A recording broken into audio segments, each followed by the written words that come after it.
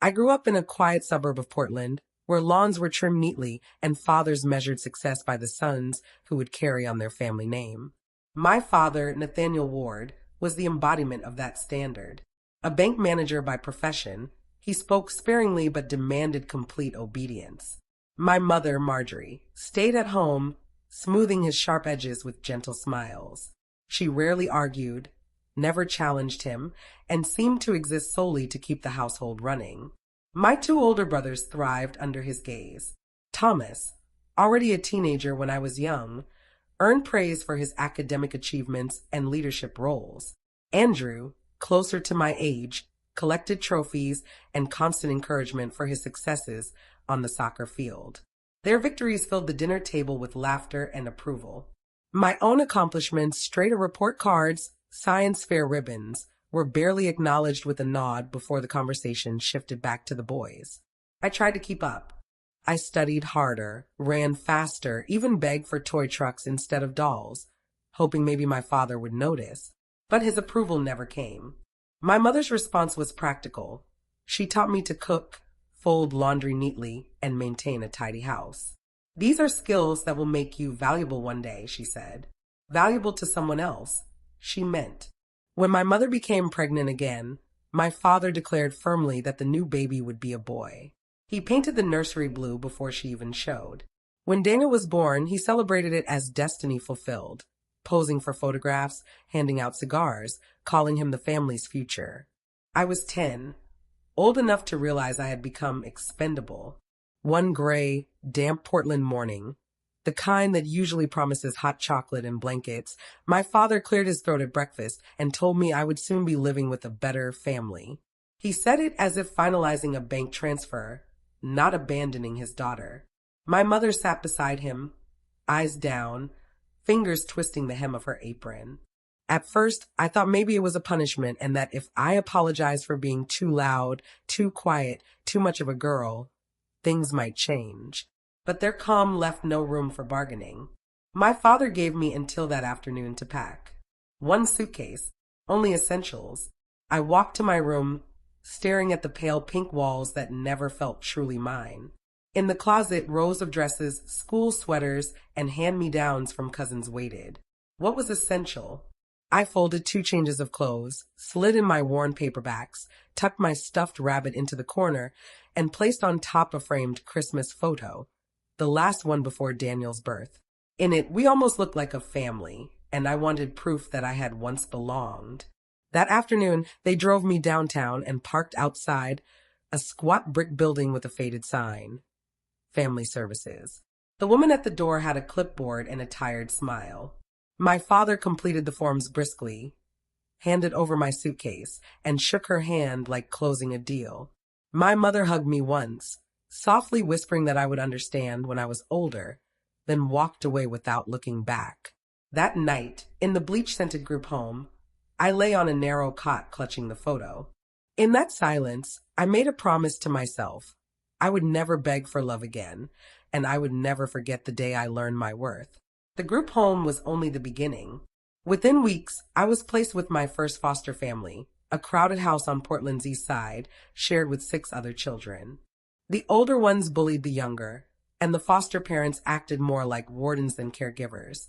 Meals were rushed and loud, beds crammed into rooms with peeling wallpaper. I learned to keep my head down, stay quiet, and disappear into the background where trouble couldn't find me. When that placement fell apart, I went to a childless couple in their 40s. At first, they spoke gently, calling me sweetheart and buying me new shoes. For a few weeks, I believed this might be what family felt like: warm dinners, questions about school, a soft, comforting air. But by the second month, their patience thinned. They wanted a younger, pliable child, someone they could mold into the baby they never had. At 10, I was already too independent, too scarred. One morning, I was packed up again and sent back to the agency. Next came a tidy suburban home with manicured lawns and locked cabinets. The parents followed rules and tracked allowances, but their eyes lingered on the stipends more than the children. I became a line item in their budget, another mouth that earned them money. Their smiles never reached their eyes, and I stopped expecting them to. Those years taught me survival through invisibility. I folded into corners, filled notebooks with careful schoolwork, and asked for nothing beyond the bare minimum. Teachers praised me as diligent, but they didn't see that my silence was defense, not discipline. The only one who noticed was my social worker, Elena Torres. Each month, she arrived with a clipboard and a keen eye that missed very little. "You're bright, Celine," she said once, leaning across the table. "But you're hiding behind those grades." I didn't respond, I didn't know how. Yet part of me wondered what she saw that everyone else missed. A question that lingered as she began to mention a man named James. If you want to follow more stories like mine, don't forget to subscribe to my channel. Calder. Elena mentioned him to me on a gray afternoon in the agency office. "His name is Jameson Calder," she said, tapping her pen lightly against the folder she carried. "He lives just outside Portland, in a house that's far too big for a single man. He's 62, a widower, with no children of his own. He wants to foster again." I nodded, feeling nothing. I had heard promises like that before. A week later, I sat tensely in Elena's car as we drove down a tree-lined path that ended at a craftsman-style house with broad eaves and a deep porch.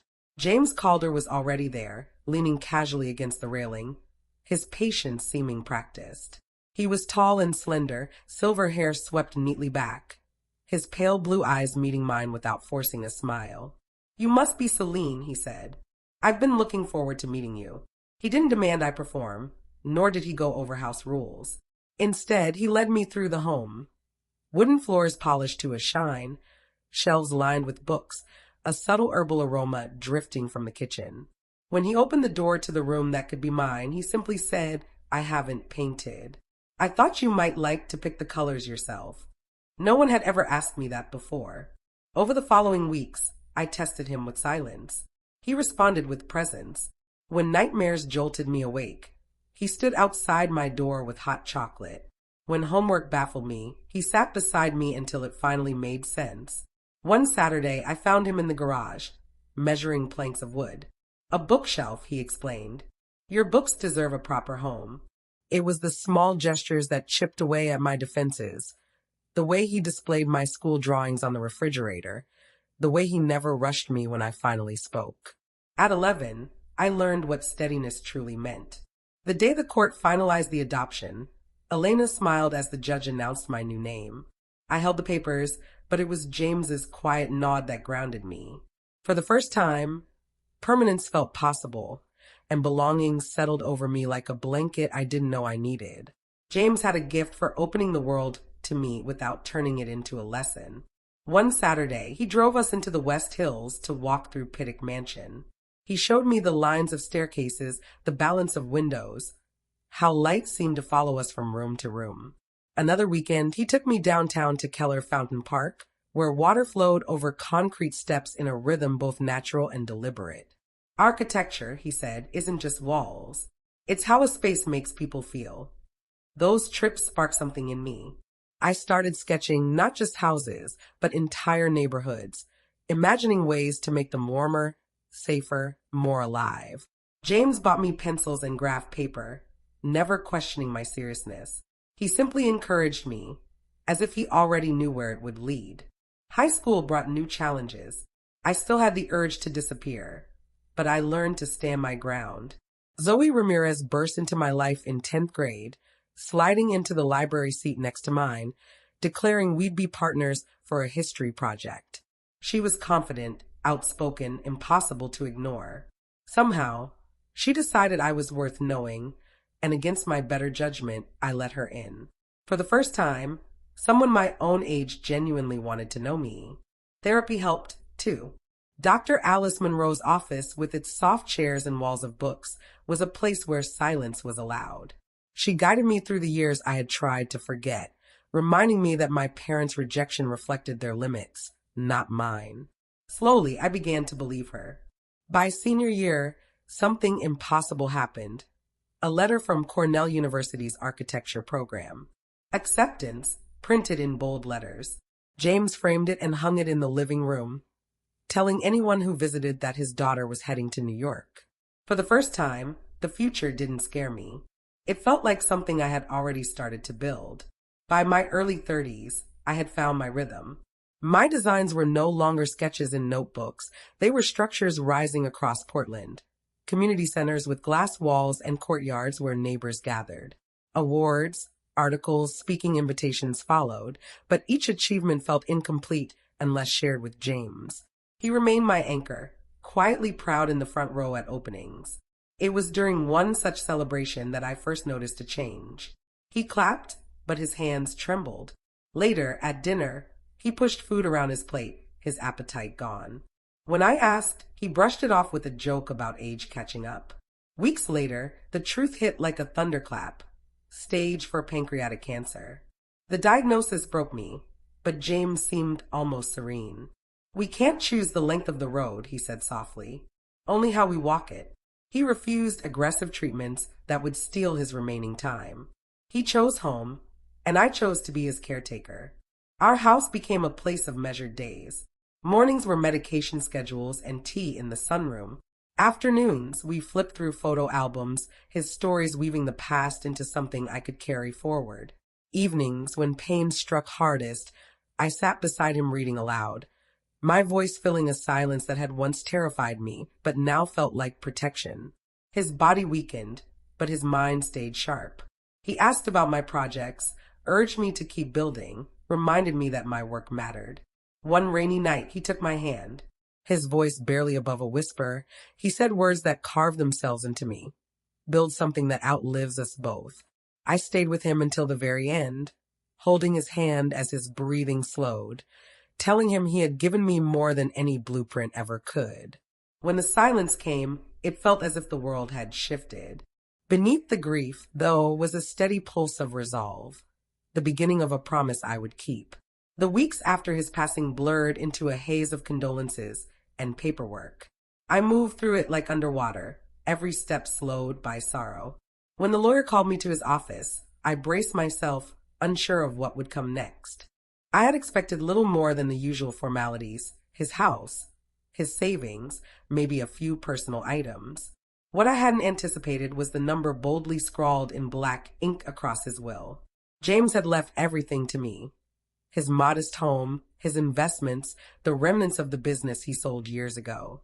In total, it came to over $27 million. For a long time, I simply stared at the figure, struggling to reconcile it with the man I knew. One who preferred flannel shirts and well-worn gardening gloves. He had never sought extravagance. His happiness came from books, quiet dinners, and the company we shared. Discovering he had quietly amassed such wealth revealed how little I had grasped the depth of his sacrifices. He had saved, invested, and safeguarded it all, and now he was entrusting it to me. Word traveled fast. Within days, local newspapers ran the story. Architect inherits unexpected fortune. My face, plucked from some company website, appeared alongside headlines I never asked for. Colleagues offered congratulations that felt stiff. Strangers eyed me with curiosity, and acquaintances hinted at opportunities that suddenly seemed tainted. At night, lying awake in the silent house, the walls felt heavier without James. Wealth didn't soften the grief, it intensified it.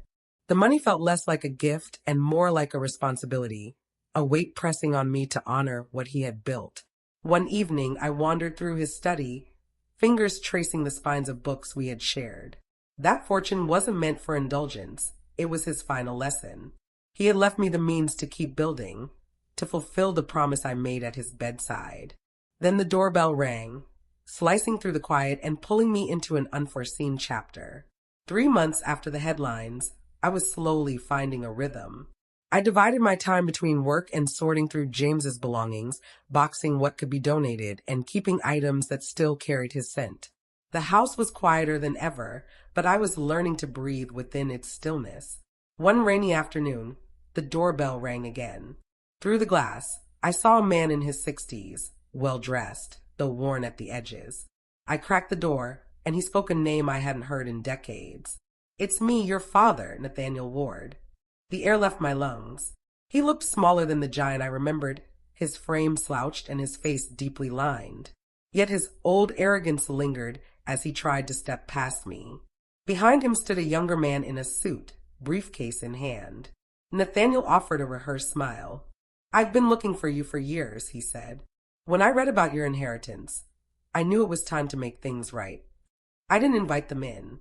I let him speak on the porch, letting his words spill. Regrets, mistakes, the need for family forgiveness.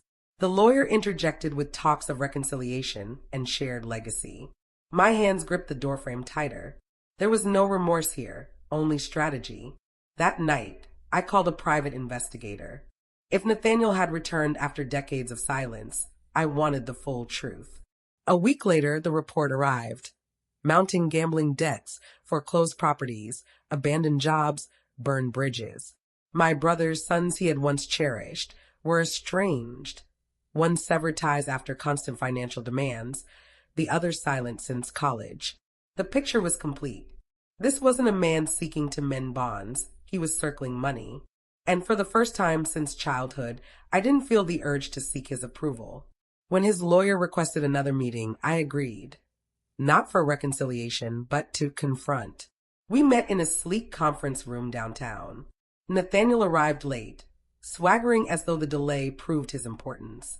He leaned back, projecting confidence. You've done well for yourself, he said sharply, the voice I remembered from my childhood. But blood matters.